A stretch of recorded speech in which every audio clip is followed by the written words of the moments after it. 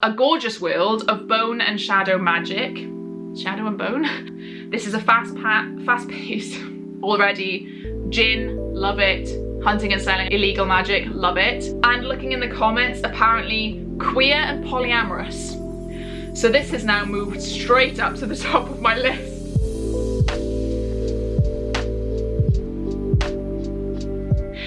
Angels, welcome back to another video. My name is Ro and today we're going through my most anticipated books for 2022, part 2. Now this part 2 is going to be going through all of the authors that are either new to me or I have not read any of their books before. So I could have heard of this author, but I've just never read them before. For example, there is an Aidan Thomas book on this, I was going to say TBR, but it's not TBR, on this list, but I have not actually read anything from Aidan Thomas yet, so I'm not counting it as a author I already know / have read from part 1. It is now in part 2, which is an author I have not read yet, or a debut author, or an author I never heard of. Basically, you get the split. It's easy. I guess we can just dive right in because there's not really much else to say. So let's start with January. So January has only one book for me, and that is Daughter of the Moon Goddess by Sue Lynn Tan. Now both covers of this are gorgeous. I do actually think I might prefer the US one, but it's fine. I have ordered the Waterstone special edition of this. It has nice green edges if you are interested to go pre-order it. It is very nice looking. So I'm going to be adding it to my green shelf very gladly. Basically, this is a retelling of like the moon kind of mythology, I guess. I do apologize, a lot of this video is probably going to be me reading out synopses, which is very boring, but we're gonna have to go with it. So this is a debut fantasy inspired by the legend of Chang'e or Chang'e, the Chinese moon goddess, in which a young woman's quest to free her mother pits her against the most powerful immortal in the realm. You guys know I love Asian fantasy. East Asian fantasy in particular is like one of my vices. It's just most of the time, 99% of the time, I'm gonna love it. So the main character is growing up on the moon, and apparently she is being hidden from the feared celestial emperor who exiled her mother for stealing his elixir of immortality. And then her magic comes to life, but her existence is discovered and she's forced to flee her home. She makes her way to the celestial kingdom and she disguises her identity, seizes an opportunity to learn alongside the emperor's son, mastering archery and magic, even as passion flames between her and the prince. So it seems like an enemies to lovers or like rivals to lovers kind of, what's the word, romance. I do hope that it isn't too soon, because the fact that it is in the synopsis, it is said literally in the synopsis that passion flames between her and the prince. I'd rather that not be in the synopsis. I'd rather us keep us guessing with that. And I really hope that it's not done too soon. I have heard a lot of good things about this book from people getting advanced reader copies, so I do have very high hopes, and this is out on the 11th of January. The next book we have is in February, and that is The Girl Who Fell Beneath the Sea by Axie O. I have seen and heard of Axie O because of XOXO, her book, or their book. I have not read it yet. I am planning on it because I want to use it for the A to Z challenge. X is a very hard letter to come by in books titles, so I will be reading it at some point literally just for that, and because I do want to read a bit more contemporary. So The Girl Who Fell Beneath the Sea says deadly storms have ravaged Mina's homeland for generations. Floods sweep away entire villages while bloody wars are waged over the few remaining resources. Her people believe the sea god, once their protector, now curses them with death and despair. In an attempt to appease him, each year a beautiful maiden is thrown into the sea to serve as the sea god's bride, in the hopes that one day the true bride will be chosen and end the suffering. So many believe that Shim Cheong, the most beautiful girl in the village and the beloved of Mina's older brother June, may be the legendary true bride. But on the night Cheong is to be sacrificed, June follows Cheong out to sea, even knowing that to interfere is a death sentence. So basically the main character, her brother's girlfriend, is going to be thrown into the sea. The brother tries to go and save her, and the main character, Mina, throws herself into the water instead. So she's swept away to the spirit realm, a magical city of lesser gods and mythical beasts, and she seeks out the sea god only to find him caught in an enchanted sleep. With the help of a mysterious young man named Shin, as well as a motley crew of demons, gods and spirits, Mina sets out to wake the sea god and bring an end to the killer storms once and for all. But humans can't live very long in the land of spirits, and obviously there's some people who don't want him to wake up. This, again, East Asian fantasy, definitely my bag. Portal fantasy, definitely my bag. And the fact that there's just like demons and oh, It just sounds so good. It sounds so good. And the cover again is absolutely gorgeous. I think we are really being fed this year, to be honest. And The Girl Who Fell Beneath the Sea is coming out on the 22nd of February. Moving on to March, I do have 2 books, and the first of these is The Bone Orchard by Sarah A. Mueller. So this is a whodunit set in a lush gothic world of secrets and magic where a dying emperor charges his favourite concubine with solving his own murder and preventing the culprit, which undoubtedly is one of his 3 terrible sons, from taking control of the empire. So the main character is Charm. She is a witch. She is the last of a line of conquered necromantic workers, and now she's confined within the yard of regrown bone trees at Orchard House. She's a prisoner and a survivor. She tends the trees, and the fruit of the trees is shame, justice, desire, pride and pain, which is very cool sounding. She is also a whore and a madam. The wealthy and powerful of Borengard come to her house to buy time with the girls who aren't real. This sounds so interesting. I forget what I write these down like throughout the year when I've discovered them, and by the time I film these videos I forget what they're about, but this sounds so good. So except on Tuesdays, which is when the emperor himself lays claim to his mistress, which is her, Charm. But now she's the only person who can keep the empire together, as he summons her to his deathbed, charges her with choosing which of his awful faithless sons will carry on the empire by discovering which one is responsible for his own murder. If she does this, she gets her freedom, I think. This setting to me sounds absolutely incredible. I love the idea of the bone orchard and like her being a necromancer and tending these bone trees and getting like fruit from them, which is like the shame, justice, desire and stuff. That just sounds amazing. It sounds very unique. Yeah, so I'm very excited, and this comes out on the 22nd of March. This next book also comes out on the 22nd of March, and that is The City of Dusk by Tara Sim, and I remember having this recently and I thought it sounded really, really good. This is set in a gorgeous world of bone and shadow magic. Shadow and Bone? Vengeful gods and defiant chosen ones. City of Dusk is the first in a dark epic fantasy trilogy that follows the 4 heirs of 4 noble houses, each gifted with a divine power, as they form a tenuous alliance to keep their kingdom from descending into a realm-shattering war. So the 4 realms are life, death, light and darkness. All converge on the City of Dusk. For each realm is there a god, and for each god there is an heir. Basically there's shit going down in the city, and the 4 heirs kind of come together to try and stop shit going down. You have Risha, a necromancer, Angelica, an elementalist, Tasia, a shadow-wielding rogue, and Nick, a soldier who struggles to see the light. So that sounds like a very good epic fantasy to me. I'm worried that a lot of my like GSFF picks are quite like similar, and a lot of them are written by men as well, and I want to read more women written adult and epic fantasy, but it sounds so good. And I'm probably going to say exactly the same thing for each book. It sounds so good, hence why it's on my list of most anticipated. Next up, we are moving on to April, in which I actually have 4 choices. And the first up is The Blood Trials by N.E. Davenport. Now this comes out, it says April 5th, 2022.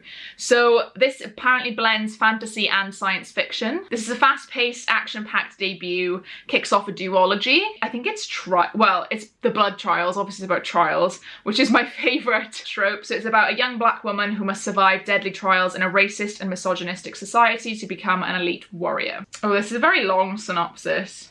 Blah, blah, blah, blah, blah. Kenna, the main character, wants to join the Praetorians, which I think is the elite warriors. She pledges herself to the trials, a brutal initiation that only a quarter of the aspirants survive. So she subjects herself to the racism directed against her half-Canadian heritage and the misogyny of society that cherishes progeny over prodigy, all while hiding her powers. So that sounds like a pretty good YA synopsis to me. I've not been super interested in YA a lot recently, but I feel like a lot of authors of colour are really pushing the boundaries of YA recently, and like they always have good YA, if that makes sense.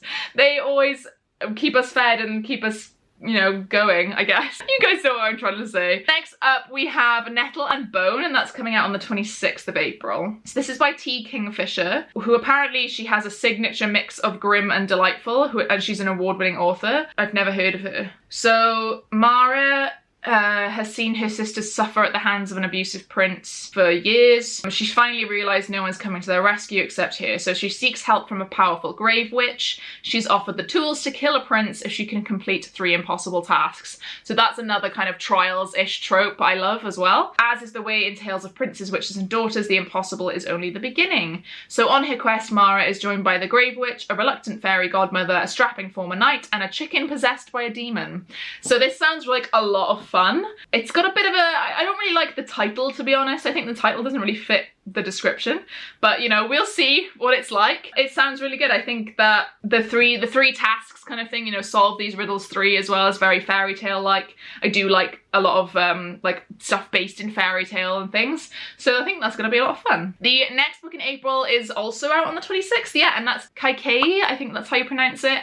So this is by Vaishnavi Patel. I think this is just a mythology retelling. I don't think it's technically fantasy. The only daughter in the kingdom of Kaik, she is raised on tales about the might and benevolence of the gods, how they change the vast ocean to obtain the nectar of immortality, how they vanquish evil, ensure the land of Bharat prospers, how they offer powerful boons. Yet her father, she watches like her father banish her mother, listens as her own worth is reduced to how great a marriage alliance she can secure, etc. And when she calls on the gods for help, they never seem to hear. So this is a debut. So I think it is, yeah, she gets some kind of power, and she transforms herself from an overlooked princess into a warrior, diplomat, and most favoured queen. And there's a cosmic order of things, and she like clashes with the gods and stuff. So this sounds real good. It says this easily earns its place on shelves alongside Madeline Miller's Circe, so that does make me think again that it is a retelling of some kind of myth from possibly Indian culture.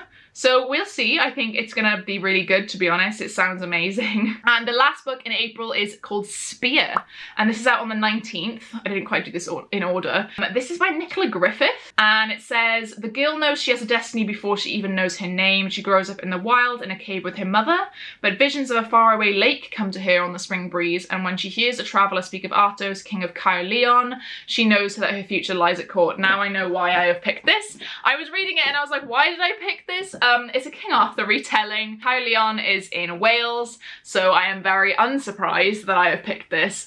There isn't actually much in the way of a synopsis, so she's riding on a gelding to Caerleon, and on her adventures she will meet great knights and steal the hearts of beautiful women. So that makes me also think that it's Sapphic. Sapphic King Arthur retelling, set in Wales, hopefully.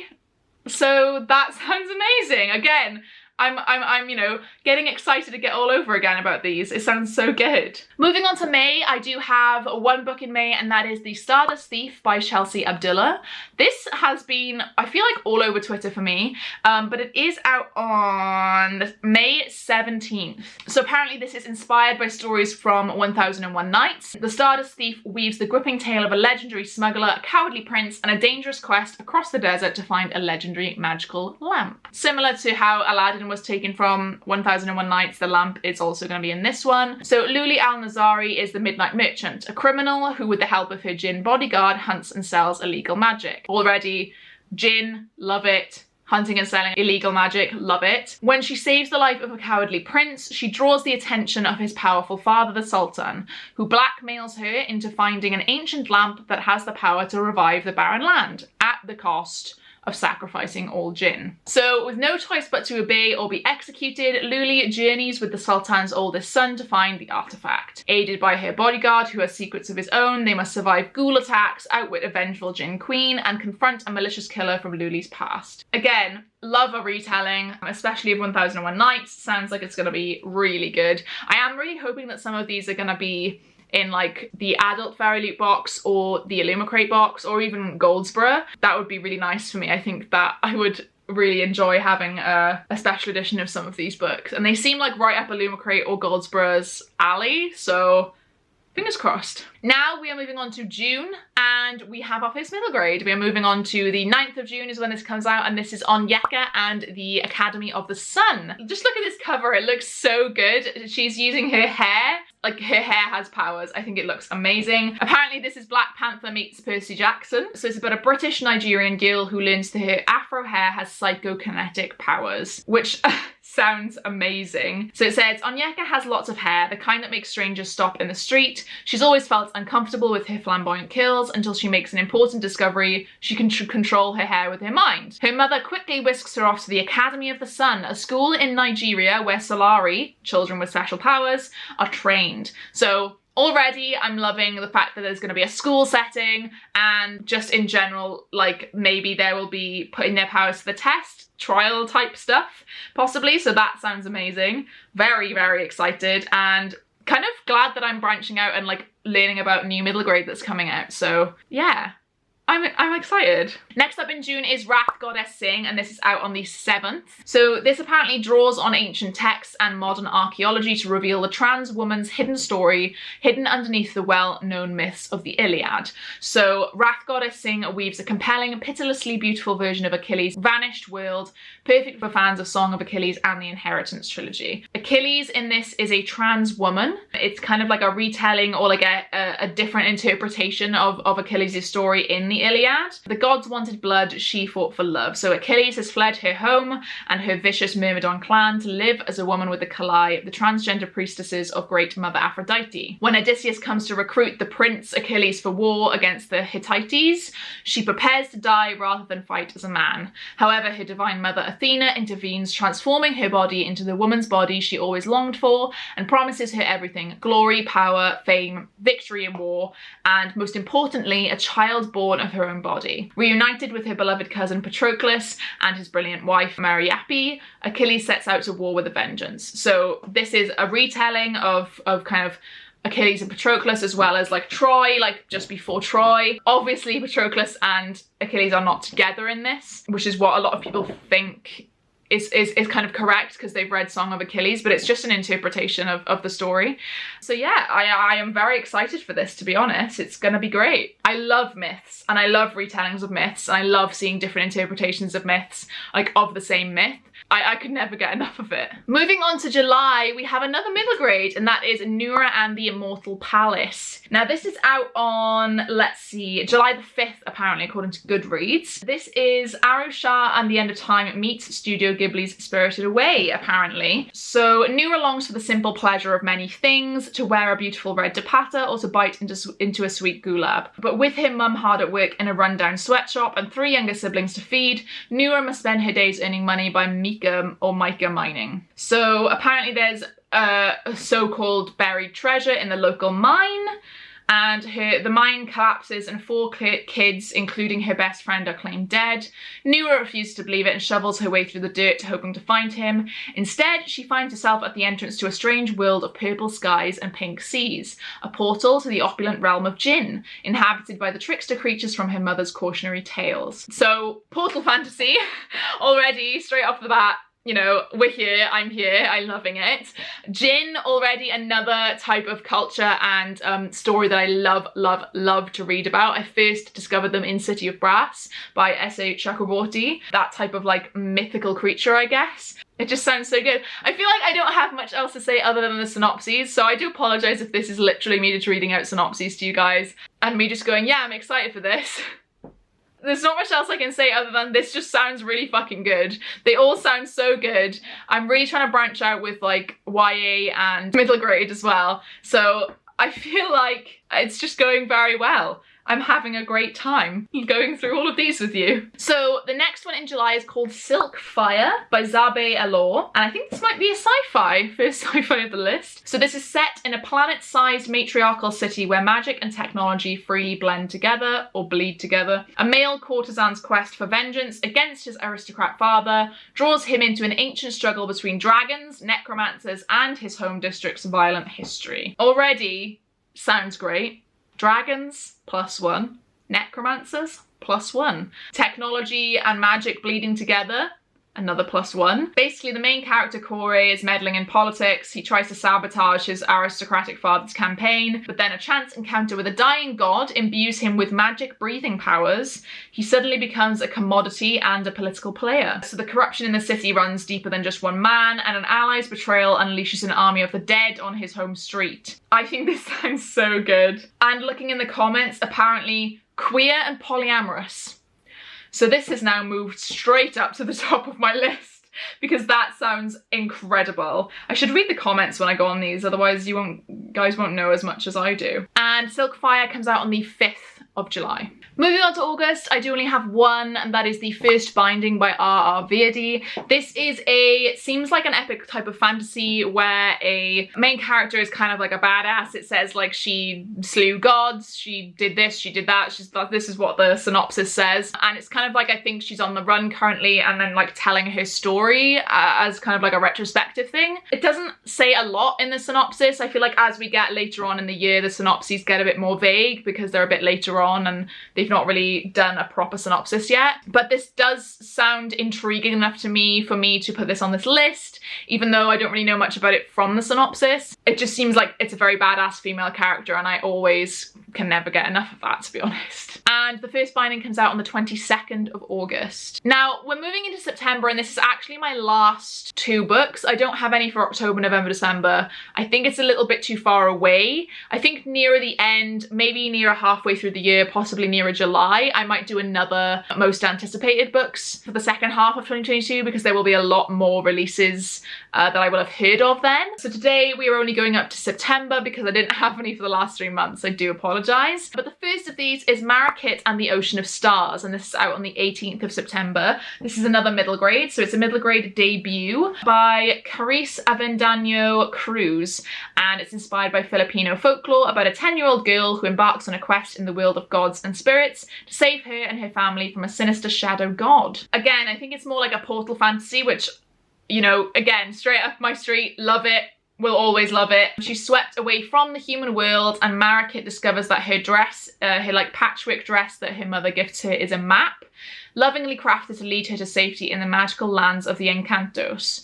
She trudges through the enchanted lands of mythical creatures, making friends out of monsters and challenging gods. So with the help of her friends, including an exuberant firefly and a cursed boy, Mariposa journeys through the land of the Encantos to find a key to save her family, all without being eaten alive. I don't know what else to say, guys. I've pretty much just put a lot of Portal Fantasy on this TBR or list. So if you like Portal Fantasy, you'll probably like quite a lot of the books that I've talked about. The very last book I want to talk about is the Sunbearer Trials by Aidan Thomas. This is the author of Cemetery Boys and Lost in the Neverwoods. I have not read either of those books yet, but I do have Cemetery Boys. I think it was Becca Fowle that gifted it to me, so thank you, Becca. So the Sunbearer Trials is a duology. I'm pretty sure it's middle grade, but it might be YA because it's a teen semi-diocese. They compete in a series of challenges with highest stakes in electric new Mexican-inspired fantasy from Aidan Thomas. Only the most powerful and honourable semi-dioceses get chosen. I'm just a jade, I'm not a real hero, is the quote from the main character, I think. So as each new decade begins, the sun's power must be replenished so that Sol can keep travelling along in the sky and keep the evil obsidian gods at bay. 10 semi-dioceses between the age of 13 and 18 are selected by Sol himself as the most worthy to compete in the Sunbearer Trials. Again, trials, my favourite trope. The winner carries light and life to all the temples of Reino del Sol, but the loser has the greatest honour of all. They will be sacrificed to Sol, their body used to fuel the sunstones that will protect the people of Reino del Sol for the next 10 years. So Teo, a 17-year-old jade semi-dios, and the trans son of Quetzal, goddess of birds, has never worried about the trials, or rather he's only worried for others. His best friend Nia, daughter of Sierra, the god of earth, is one of the strongest heroes of their generation, is much too likely to be chosen. He can't help but worry for Aurelio, a powerful gold semi-dios and Teo's friend turned rival, who is a shoo-in for the trials, and then Teo wouldn't mind taking him down a notch or two, but then the first time in over a century, Sol chooses someone who isn't a gold, so he chooses two actually, Zio, the 13-year-old child of Mala Suerte, god of bad luck, and then Teo, the main character as well. Now they must compete in 5 mysterious trials against opponents who are both more powerful and better trained for fame, glory, and their own survival. So I did see a bit of discourse about this, in fact, about like this being very similar to Raybearer by Jordan Ifueko, but then both Aidan Thomas and Jordan tweeted about it saying like, no, they're just like from semi-similar cultures, or like the gods that they are using in their cultures, like Aidan Thomas is using his Mexican culture and heritage, They just happen to be a different retelling or a different version of kind of like the same kind of myth or gods. This doesn't mean that Aiden is copying Jordan Ifueko, it just means that he's using his own heritage and exploring that. I think that was a bit ridiculous of people to make that assumption and make that connection, to be honest. It sounds really good. I'm really interested in finding out more about Mexican gods. I love having different words introduced to me, if that makes sense. So like the semi-dioses, like I like learning different words as I read books, like whether it be from Spanish or African or, you know, Chinese, Japanese, anything. I really like having different words thrown at me and me feeling like I'm immersing myself in their culture by reading their book. So that sounds really fucking good and I'm really excited. But that is out on the 6th of September, so fairly early into September. So that is it from me today, guys. I hope you've enjoyed this video. If you did, please do give it a like below. If you were here but you didn't really have anything to say but wanted to let me know that you were here, then please do comment a little flame emoji down below. If you also like the look of any of these or any of these on your radar, please do let me know in the comments as well. Make sure you subscribe to get all the future content from me in your inbox, especially for 2022. There's going to be lots of new things coming.